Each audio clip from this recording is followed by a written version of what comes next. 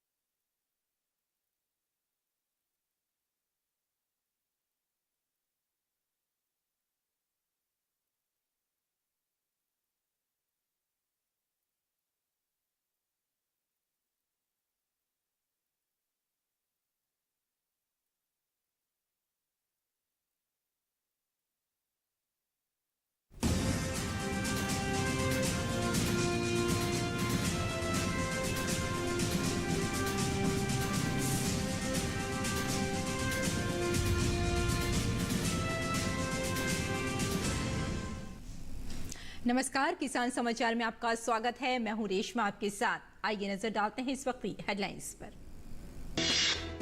प्रधानमंत्री किसान सम्मान निधि का अब तक 11 करोड़ से अधिक किसान परिवारों को मिला लाभ। केंद्रीय कृषि और किसान कल्याण मंत्री नरेंद्र सिंह तोमर ने लोकसभा में लिखित उत्तर में दी जानकारी। कहा, अब तक 2,60,000 करोड़ रुपए से अधिक राशि खातों में की गई ट्रांसफर।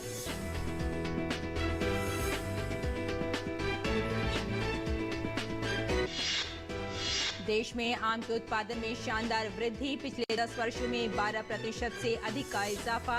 2022-23 में 207 लाख मीट्रिक टन से अधिक हुआ आम का उत्पादन। कृषि एवं किसान कल्याण मंत्री नरेंद्र सिंह तोमर ने लोकसभा में दी जानकारी। राष्ट्रीय स्वच्छ गंगा मिशन ने 692 करोड़ रुपए की लागत वाली 7 परियोजनाओं को दी मंजूरी। इन परियोजनाओं में से 4 उत्तर प्रदेश और बिहार में सीवेज प्रबंधन से संबंधित। समिति ने 60 शहरों के लिए शहरी नदी प्रबंधन योजना तैयार करने की परियोजना को भी दी मंजूरी।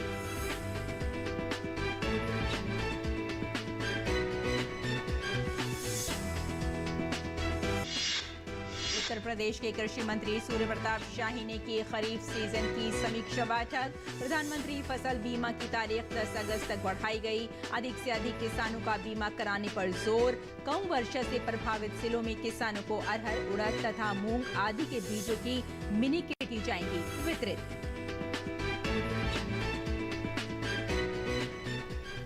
और अब समाचारों पर विस्तार से नजर डालते हैं। कृषि और किसान कल्याण मंत्री नरेंद्र सिंह तोमर ने लोकसभा को बताया कि प्रधानमंत्री किसान सम्मान निधि पीएम किसान के तहत अब तक 11 करोड़ से अधिक किसान परिवारों को 2,60,000 करोड़ रुपए से अधिक का भुगतान किया जा चुका है। एक लिखित उत्तर में उन्होंने कहा कि पीएम किसान एक केंद्रीय योजना है और इसका उद्देश्य देश भर में खेती योग्य भूमि वाले किसान परिवारों को वित्तीय सहायता प्रदान करना है।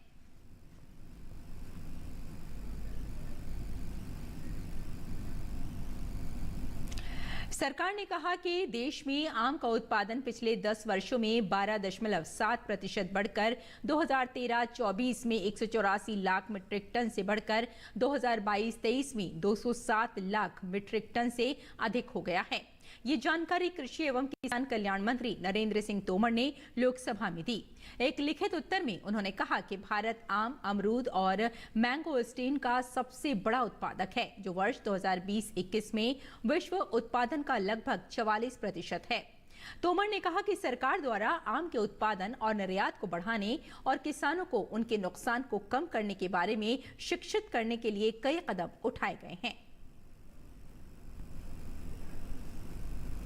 और राष्ट्रीय स्वच्छ गंगा मिशन की कार्यकारी समिति की 50वीं बैठक राष्ट्रीय स्वच्छ गंगा मिशन के महानिदेशक जी अशोक कुमार की अध्यक्षता में आयोजित की गई, जहां लगभग 692 करोड़ रुपए की लागत वाली 7 परियोजनाओं को मंजूरी दी गई।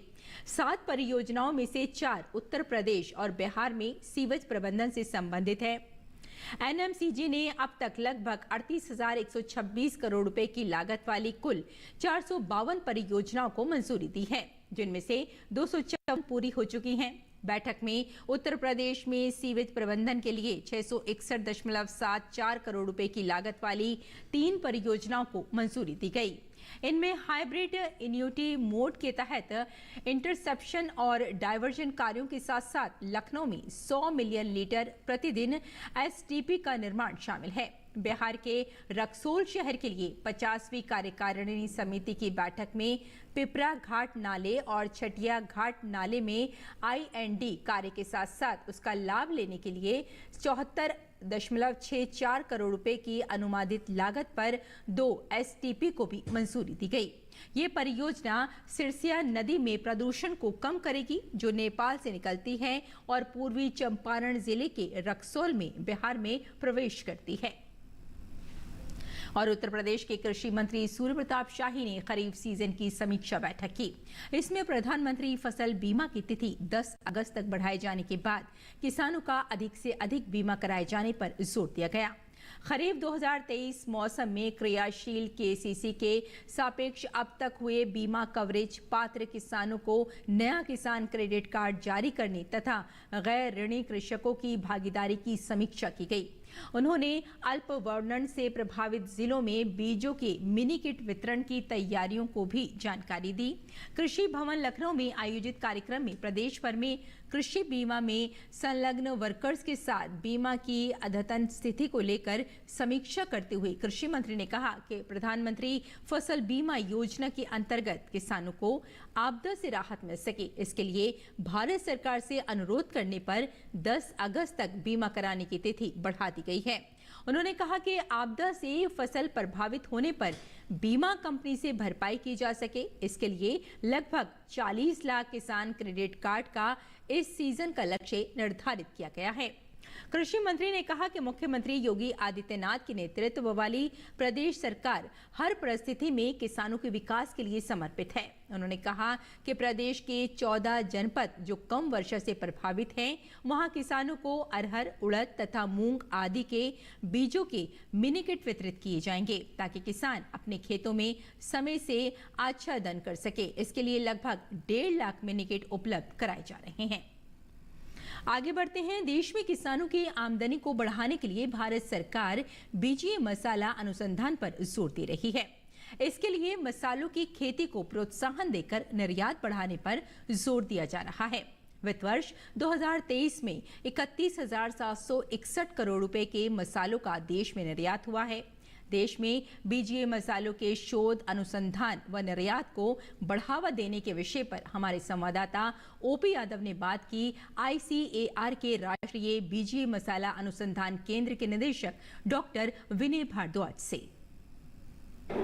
किसानों का उत्पादन बढ़ाने में बीजों का काफ़ी महत्वपूर्ण योगदान है और इसी को ध्यान में रखते हुए ICAR के राष्ट्रीय बीजीय मसाला अनुसंधान केंद्र के निदेशक डॉक्टर विनय भारद्वाज हमारे साथ मौजूद है। आइए बात करते हैं इनसे किस तरह बीजों को तकनीकी रूप से प्रसारित कर किसानों की आमदनी बढ़ाई जा सकती है। सर, बीजों की बात करें तो गुणवत्ता आधारित बीज हमेशा उत्पादन का आंकड़ा बढ़ाते हैं और इसी का किसानों को महत्वपूर्ण ध्यान रखना चाहिए।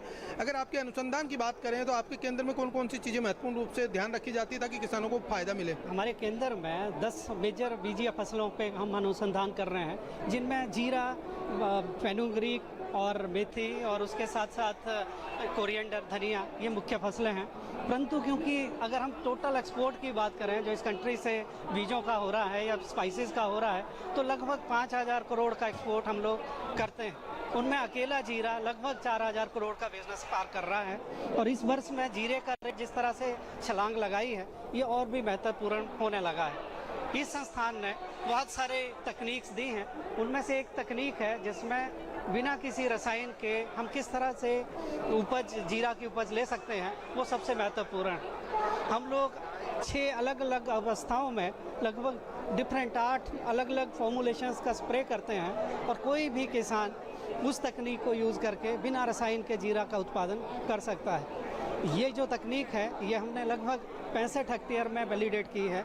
और आज के समय में लगभग आप मानेंगे कि अगर टोटल प्रोडक्शन का 20% जो उत्पादन है वो बिना किसी खाद के, बिना किसी रसायन के ऑर्गेनिक तरीके से क्यूमिन की प्रोडक्शन से हो रहा है। बीजों का उत्पादन का मामला हो या इनका प्रसंस्करण करके और इनका रोजगार, व्यापार और कारोबार की संभावनाएं बढ़ाने का मसला हो, तो कितना महत्वपूर्ण है इस तरह की चीज़ों में युवाओं के लिए रोजगार? जैसे स्टार्टअप्स को डेवलप करने की बात है तो बहुत सारा इसमें संभावनाएं हैं। अगर एक छोटा सा स्टार्टअप भी हमारे इस तरह के उत्पादों को, जिनमें से आप पाएंगे बहुत सारे उत्पाद हमने यहाँ डिस्प्ले भी कर रखे हैं, जो वैल्यू एडेड प्रोडक्ट्स हैं, जिसमें RTS हैं, जिसमें हमारे बिस्किट्स हैं, जिनको कि आप मिलेट्स के साथ यूज़ करके बना सकते हैं। तो ना केवल आप व्यापार बल्कि और दूसरी संभावनाएं भी पाएंगे। मैं बात करना चाहूँगा, एक छोटा सा उदाहरण है हमारे पास एक क्रायोजेनिक ग्राइंडिंग का।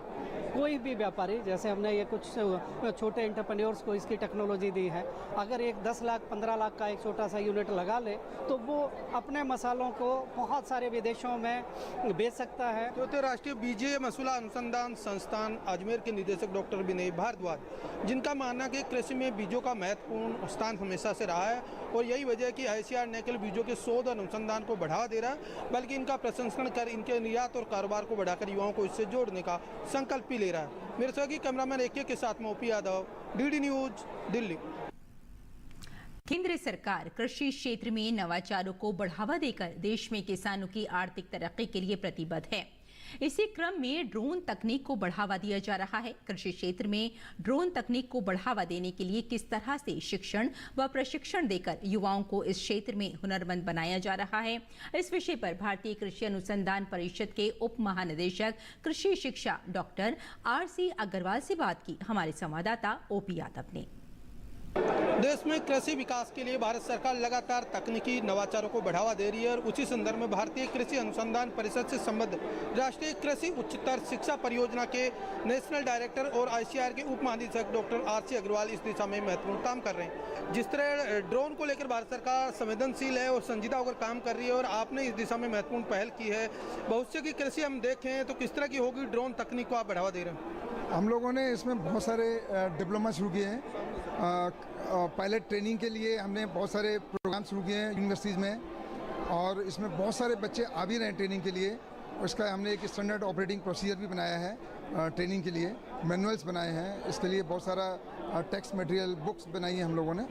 और इसमें एक, क्योंकि भारत सरकार इसको इतना प्रोत्साहित कर रही है इसको आगे ले जाने के लिए, तो इसके लिए हम लोगों ने कृषि शिक्षा में भी इसका समावेश किया है और हम कोशिश कर रहे हैं कि हर बच्चे को किसी भी सब्जेक्ट में हो कि उसको ज़्यादा से ज़्यादा जानकारी, हम जो भी हमारी इस तरह की तकनीकियाँ हैं, चाहे वो आर्टिफिशियल इंटेलिजेंस की है, चाहे वो ड्रोन की है, रोबोटिक्स की है, बहुत सारी चीज़ें हैं, इसकी जानकारी हम बच्चों को देने की कोशिश कर रहे हैं अपनी शिक्षा प्रणाली के द्वारा। युवा इस क्षेत्र में आना चाहे, खुद ड्रोन बनाना चाहे, लाइसेंस लेकर कॉमर्शियल काम करना चाहे, स्प्रे करने के लिए कई तरह की चीज़ें इसकी उपयोग होती है, उसके लिए क्या करना होगा? उसके लिए हमारे बहुत सारे जो कृषि विश्वविद्यालय हैं वो इस तरह की प्रशिक्षण प्रदान कर रहे हैं और ड्यूरेशन भी उसकी 15 दिन से लेकर 1 साल तक की ड्यूरेशन है। और वहाँ जो भी आपके नज़दीक कृषि विश्वविद्यालय है उससे आप संबंधित जानकारी ले सकते हैं और ज़्यादा अधिक जानकारी लेने के लिए आप ICAR में कृषि शिक्षा प्रभाग को भी इसमें संपर्क साध सकते हैं। भविष्य में ड्रोन के जरिए कॉमर्शियल उपयोग करना, तो उसमें और कौन कौन सी संभावनाएं हम देखेंगे? 2047 का प्रधानमंत्री का अगर सपनों का भारत देखे तो ये बहुत ही महत्वपूर्ण सवाल है। मुझे लगता है कि आज अगर थोड़ा सा ये कॉस्टली है ड्रोन, आने वाले समय में ये एक अफोर्डेबल इस तरह का हो जाएगा कि कोई भी इसको, जैसे आज की डेट में आपने देखा होगा मोबाइल, कोई भी किसान, कोई भी आदमी, चाहे वो गरीब है चाहे अमीर है, एक मोबाइल को अफोर्ड कर सकता है, उसकी कनेक्टिविटी को अफोर्ड कर सकता है। तो आने वाले समय में ये ड्रोन के द्वारा आपका सारे काम, चाहे वो मैपिंग करनी है, चाहे आपको डिसीजन लेने हैं, क्योंकि आर्टिफिशियल इंटेलिजेंस भी उसमें चली जाएगी। आपको ये देखना है कि कब इसमें कितना मॉइस्चर है, कौन सी बीमारी लगी है और क्या आपको बोना चाहिए, वो सारी चीज़ें आपको ड्रोन जानकारी देगा। तो भविष्य में कौशल आधारित शिक्षा किस तरह की बनेगी कृषि की ड्रोन और इस तरह की तकनीक से जोड़कर? कौशल आधारित जो शिक्षा है ये बहुत महत्वपूर्ण है। हमारे माननीय प्रधानमंत्री जी का जो ये एक प्रयास है और इसमें हमारे कृषि विश्वविद्यालय बहुत अच्छा एक योगदान कर रहे हैं। पिछले करीब करीब 3 साल में हम लोगों ने 400 के आसपास वोकेशनल कोर्सेज स्टार्ट किए हैं, जिसमें बच्चों ने बहुत रुचि दिखाई है। तो भारतीय कृषि अनुसंधान परिषद के उप महानिदेशक और राष्ट्रीय कृषि उच्चतर शिक्षा परियोजना के नेशनल डायरेक्टर डॉक्टर आशीष अग्रवाल, जिनका मानना है कि कृषि में शिक्षा, शोध और अनुसंधान को एक और जहां बढ़ावा देने की जरूरत है, वहीं दूसरी ओर तकनीकी नवाचारों को बढ़ावा देकर ड्रोन के अधिकाधिक उपयोग को बढ़ावा देने की भी जरूरत है, ताकि किसान उसका अधिकाधिक उपयोग करे और आर्थिक रूप से सशक्त और मजबूत बने। मेरे सहयोगी कैमरामैन एके के साथ मोपी यादव, DD न्यूज, दिल्ली। हिमाचल प्रदेश में इस बार हुई मानसून की बारिश ने पुराने सारे रिकॉर्ड तोड़ दिए हैं। इस साल जुलाई महीने में सामान्य से 71% ज्यादा बारिश दर्ज की गई है। पिछले 100 सालों में 7वीं बार ऐसी बारिश जुलाई महीने में दर्ज की गई। इससे पहले साल 1980 में जुलाई के महीने में 477 मिलीमीटर बारिश दर्ज की गई थी। वहीं इस साल जुलाई महीने में 437.5 मिलीमीटर बारिश दर्ज की गई। इसी के चलते इस बार अगस्त में भी बारिश से छुटकारा नहीं मिलेगा। मौसम विज्ञान केंद्र शिमला ने 3 अगस्त से लेकर 7 अगस्त तक एक बार फिर मानसून के सक्रिय होने की संभावना जाहिर की है।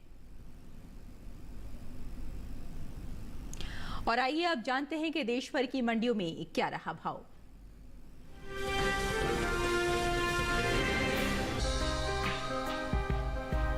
सोमवार को कृषि उपज मंडियों में मक्का की आवक सामान्य रही। भाव पर नजर डालें तो 31 जुलाई को रिसिया, कमलागंज और शिकोहाबाद मंडी में मक्का के सौदे मजबूती के साथ हुए। फिरोजाबाद मंडी में इस दौरान मक्का के सौदों में नरमी देखने को मिली, जबकि अतरौली मंडी में इस दौरान मक्का के भाव में कोई फेरबदल नहीं मिला। एग मार्केट के मुताबिक उत्तर प्रदेश की फिरोजाबाद मंडी में 29 जुलाई को पीली मक्का का भाव रहा 2010 रुपए। 31 जुलाई को इसके भाव में 10 रुपए की गिरावट आई और भाव 2000 रुपए प्रति क्विंटल पर आ गया। राज्य की अतरौली मंडी में बीते 2 दिनों के दौरान हाइब्रिड मक्का के भाव में स्थिरता बनी हुई है। 29 और 31 जुलाई को हाइब्रिड मक्का 1700 रुपए पर बिकी, जबकि रिसिया मंडी में इस दौरान पीली मक्का के सौदों में बढ़त के साथ कारोबार हुआ। यहाँ 29 जुलाई को पीली मक्का का भाव था 1990 रुपए। 31 जुलाई को इसके सौदे 20 रुपए मजबूत होकर 2010 रुपए पर हुए। शिकोहाबाद मंडी में 29 जुलाई को पीली मक्का का भाव रहा 1600 रुपए। 31 जुलाई को इसके सौदों में 100 रुपए की तेजी आई और भाव जा पहुंचा 1700 रुपए प्रति क्विंटल पर। मक्का के भाव में बढ़त का सिलसिला कमलागंज मंडी में भी देखने को मिला। यहाँ 29 जुलाई को पीली मक्का का भाव था 1750 रुपए। 31 जुलाई को इसके सौदे 60 रुपए चढ़कर 1810 रुपए पर हुए। भारत में मक्का की खेती पूरे साल की जाती है। भारत में चावल और गेहूं के बाद मक्का तीसरी सबसे महत्वपूर्ण अनाज की फसल है। ये देश में कुल अनाज उत्पादन का लगभग 10% है। वही बात मक्का की पैदावार की करें तो इस साल मक्का की रिकॉर्ड पैदावार देखने को मिल सकती है।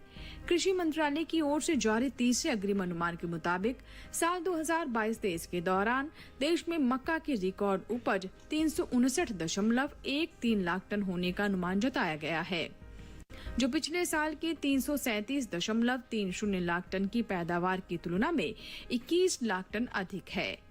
अनुमान है कि मक्का की रिकॉर्ड उपज का असर इसके बाजार भाव पर पड़ सकता है। मक्का के निर्यात पर नजर डालें तो कृषि और प्रसंस्कृत खाद्य उत्पाद निर्यात विकास प्राधिकरण यानी एपिडा के मुताबिक वित्त वर्ष 2022-23 के दौरान भारत ने विश्व भर में 34,53,680.58 मीट्रिक टन मक्के का निर्यात किया है, जिसकी कुल कीमत 8,987.13 करोड़ रुपए है।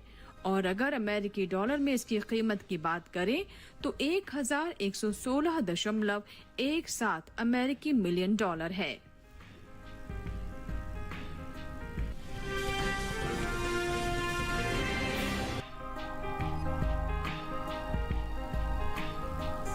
कृषि सौदों में नरमी के साथ कारोबार हुआ, जबकि दाहोद मंडी में इस दौरान सोयाबीन के सौदे बिना किसी फेरबदल के साथ हुए। एगमार्नेट के मुताबिक गुजरात की अमरेली मंडी में 28 जुलाई को सोयाबीन का भाव रहा 4,700 रुपए। 31 जुलाई को इसके भाव में 75 रुपए की गिरावट आई और भाव 4,625 रुपए पर आ गया। वहीं राज्य की ही दाहोद मंडी में बीते 2 दिनों के दौरान सोयाबीन के भाव स्थिर रहे। यहाँ 28 और 31 जुलाई को सोयाबीन 4,950 रुपए पर बिकी, जबकि हिम्मतनगर मंडी में इस दौरान पीली सोयाबीन के सौदों में नरमी के साथ कारोबार हुआ। यहाँ 28 जुलाई को पीली सोयाबीन का भाव था 4,688 रुपए। 31 जुलाई को इसके सौदे 63 रुपए लुढ़क कर 4,625 रुपए पर हुए। बक्सारा मंडी में पीली सोयाबीन के भाव में सुस्ती देखने को मिली। यहाँ 28 जुलाई को पीली सोयाबीन का भाव रहा 4,715 रुपए। 31 जुलाई को इसके भाव में 520 रुपए की गिरावट आई और भाव 4,195 रुपए हो गया। ये साल तिलहनी फसलों की पैदावार के लिए अच्छा साबित हुआ है। मौसम की अनुकूलता का असर तिलहन की पैदावार पर देखने को मिला है। इस साल कुल तिलहन की उपज का रिकॉर्ड टूटने जा रहा है। कृषि मंत्रालय की ओर से जारी दूसरे अग्रिम अनुमान के मुताबिक देश में घरेलू स्तर पर कुल तिलहन की पैदावार रिकॉर्ड स्तर पर पहुंच गई है। साल 2022-23 के दौरान कुल तिलहन की पैदावार 409.96 लाख टन होने का अनुमान है, जो पिछले वर्ष के तिलहन उत्पादन की तुलना में 20 लाख टन से अधिक है। जबकि बीते साल इस दौरान कुल तिलहन की उपज 379.63 लाख टन रही थी।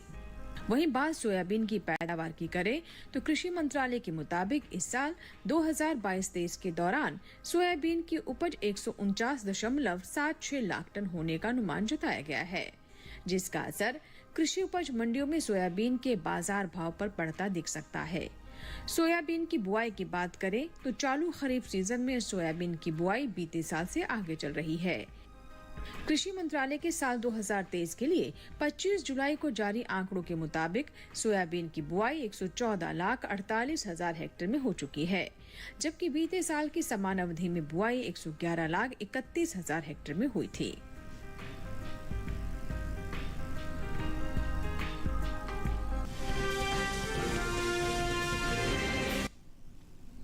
और आइए अब जानते हैं कि इस मौसम में किसान कैसे रखें अपनी खेती का ख्याल।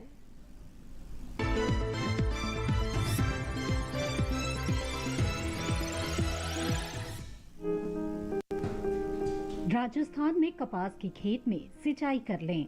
यहाँ मूंगफली की बुआई कर सकते हैं। इस समय बेर में कीट लगने की आशंका बनी हुई है। ऐसे में बेर में कीटों से बचाव के लिए कीटनाशक का छिड़काव कर सकते हैं। किसान गन्ने के खेत में सिंचाई कर लें। राजस्थान में ग्वार की बुआई करते रहें। वहीं किन्नू के बागों में सिंचाई करें। अभी भिंडी की देखभाल करते रहें। भिंडी की खेत में सिंचाई कर ले। राजस्थान में फूल गोभी की खेती के लिए खेत तैयार करें। इसके अलावा टमाटर की खेती के लिए खेत तैयार कर सकते हैं। किसान लाल मिर्च और बैंगन की खेती के लिए खेत तैयार कर लें। इसी तरह धान की खेती के लिए खेत तैयार करें। गुजरात में गन्ने के खेत में जरूरी उर्वरक का इस्तेमाल करें। किसान धान की खेती के लिए खेत तैयार कर सकते हैं। वहीं लोबिया की कटाई कर लें। लोबिया के खेत में सिंचाई करें। यहाँ किसान भिंडी की तुड़ाई करते रहें। गुजरात में मूंग की कटाई कर लें, साथ ही उड़द की कटाई भी करें। इसके अलावा अरहर की कटाई का समय उपयुक्त है। गुजरात में केले के बागों में सिंचाई कर सकते हैं। इसके साथ ही आम की तुड़ाई करें। आम के बागों में सिंचाई करते रहें। किसान मूंगफली की खुदाई कर सकते हैं। गुजरात में टमाटर की बुआई कर लें।